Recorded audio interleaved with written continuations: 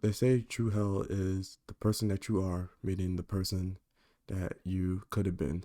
You'll never succeed solely relying on motivation. Motivation is simply gets you started, and it's discipline that keeps you going.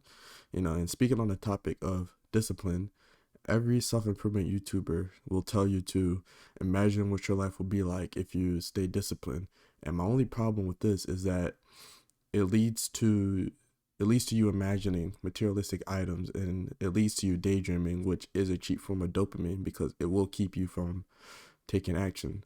Well, I believe to an extent that it works, having this daydream and imagining these materialistic items. To an extent, I think it works, but I think having that sense of fear will jolt you into action and will take you much further than having this dream scenario, the fast cars, the big house, and the watches and all that.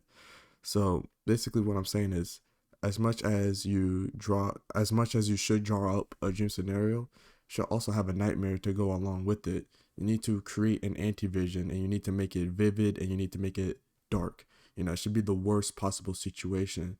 And actually, I'm gonna share with you what I wrote down. So yeah. So at age 27, 10 years in the future, I'm 17 right now.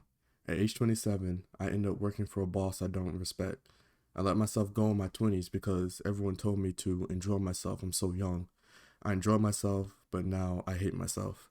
I spent all 4 years in college working towards a degree I didn't care about just to satisfy my parents. I'm broke, in debt, I have a porn addiction, and the only thing that somewhat brings me happiness is a dog. My environment is a mess, and I've ended up like the men I used to look at with distaste. I have a C-shaped posture, lack of social skills, and I'm obese.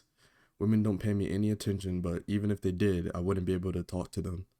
My ex-girlfriend, who I was deeply in love with, cheated on me because I became fat and lazy. She is now getting piped by some Tyrone halfway across the world, and I'm completely lost with no ambition. I'm now 55, on my deathbed, due to a heart attack, and as I'm laying there trying to figure out what went wrong, I hear the machine flatline and everything fades to black. I left no legacy, no one can continue my bloodline, and I never accomplished the goals I set out to do. So yeah, you need to make it dark, you need to make it vivid.